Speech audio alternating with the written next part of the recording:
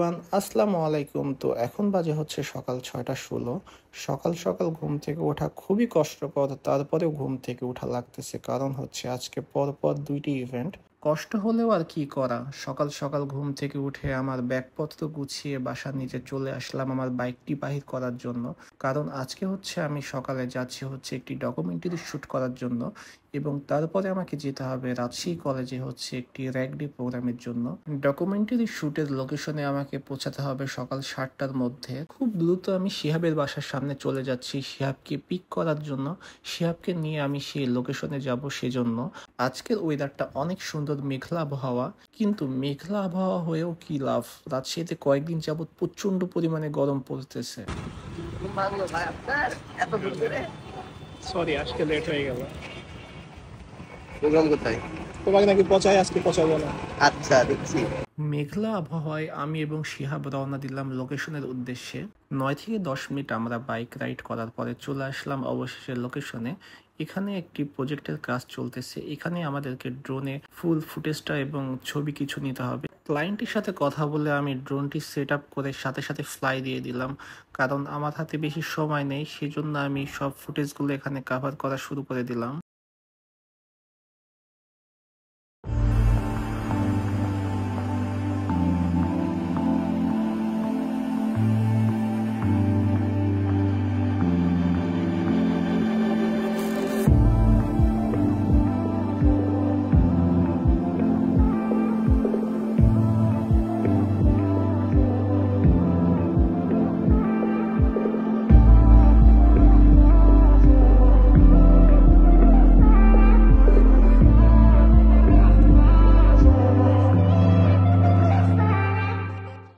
আমাদের সম্পূর্ণ প্রজেক্টের ফটো এবং ভিডিও নেওয়া কমপ্লিট।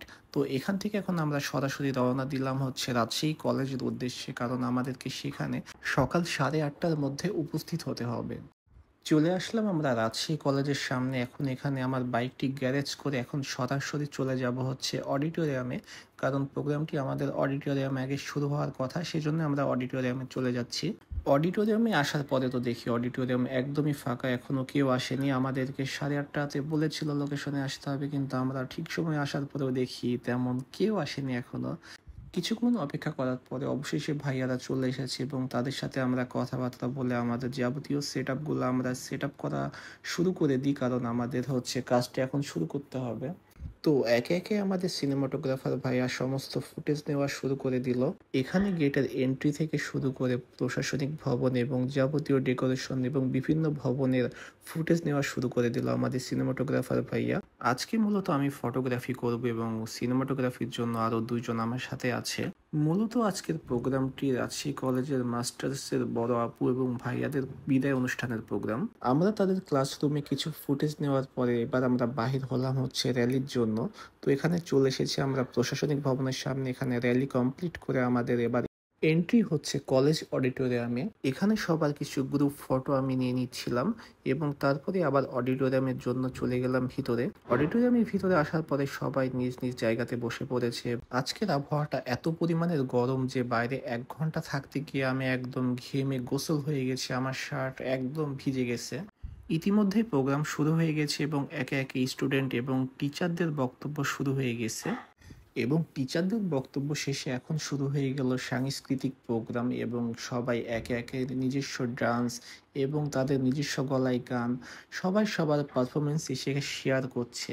এবং আমরা আমাদের ফুল টিম আমাদের সাধ্য মতো সমস্ত প্রোগ্রাম ক্যাপচার করার চেষ্টা করছি। আমাদের 2টা সিনেমাটোগ্রাফার প্লাস আমি ফটোগ্রাফি করতেছি। মূলত একটি প্রোগ্রাম কভার করার জন্য প্রফেশনাল ফটোগ্রাফার এবং সিনেমাটোগ্রাফার অবশ্যই প্রয়োজন, কারণ আপনার গুরুত্বপূর্ণ মুহূর্তটি সঠিক সময়ে যদি একটি প্রফেশনাল মানুষের মাধ্যমে ক্যাপচার হয়ে নাই থাকে, তাহলে এত টাকা দিয়ে এত বড় একটি প্রোগ্রাম করে আপনাদের কি লাভ।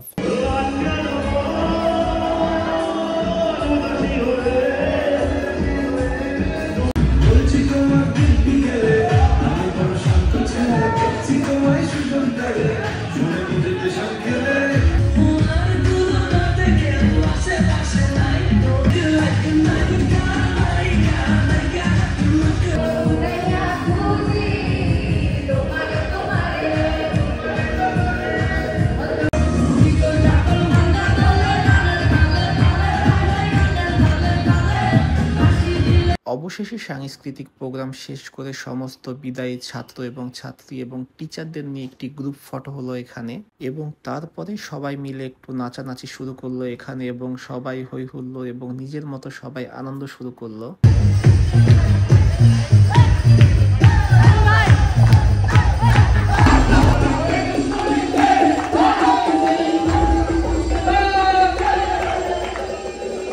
অডিটোরিয়ামে প্রোগ্রাম শেষ করে আমরা সমস্ত ফুল টিম বাহির হয়ে গেলাম অডিটোরিয়ামের বাইরে, কারণ এখন আমাদের এখানে একটি ফ্ল্যাশ মুভের ভিডিও শ্যুট হবে। সেজন্য সমস্ত ছাত্রছাত্রী সেখানে এসে তাদের পজিশন মতো তারা ডান্সের জন্য প্রিপারেশন নিচ্ছে এবং আমরা আমাদের ক্যামেরা সেট আপগুলো করে নিচ্ছি এবং ড্রোন সেট আপ করে নিচ্ছি।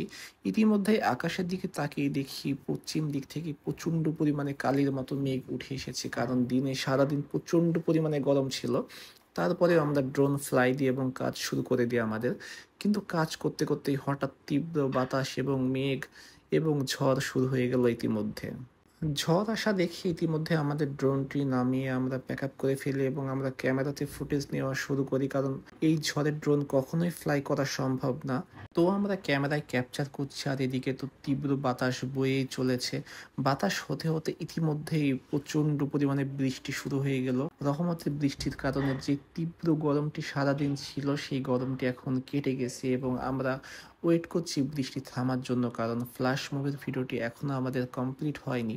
তো অনেকক্ষণ বৃষ্টি হওয়ার কারণে অনেক স্টুডেন্ট সেখান থেকে চলে গেছে এবং সেজন্য আমাদের আজকে ফ্ল্যাশ মুভের ভিডিওটি অফ হয়ে গেল এখানে। এবং যে ভাইয়াদের সাথে কন্ট্যাক্টে আসা হয়েছিল সে ভাইয়ারা আমাদেরকে রিকোয়েস্ট করলো যে ভাইয়া আপনারা কালকে সকালে অবশ্যই এসে আমাদেরকে করে দেন। তো ভাইয়াদের সাথে আমরা কথাবার্তা বলে ইতিমধ্যে আমরা ব্যাক আপ করে বাড়ির উদ্দেশ্যে রওনা দিলাম। তো মূলত একটি প্রোগ্রামে গিয়ে ব্লগ করা খুবই কষ্টকর হয়ে যায়, কারণ মানুষের স্মৃতি সেখানে আমরা ক্যাপচার করতে গিয়েছি, সেখানে আবার একটি ব্লগ করা খুবই কষ্ট হয়ে যায়। তারপরেও আমি চেষ্টা করেছি আপনাদের মাঝে আমাদের লাইফস্টাইল বা আমরা যেভাবে কাজ করি আমাদের কাজটি আপনাদের মাঝে তুলে ধরা। তো আজকের ভিডিওটি ছিল এতটুকুই। সবাই ভালো থাকবেন, সুস্থ থাকবেন। আল্লাহ হাফেজ।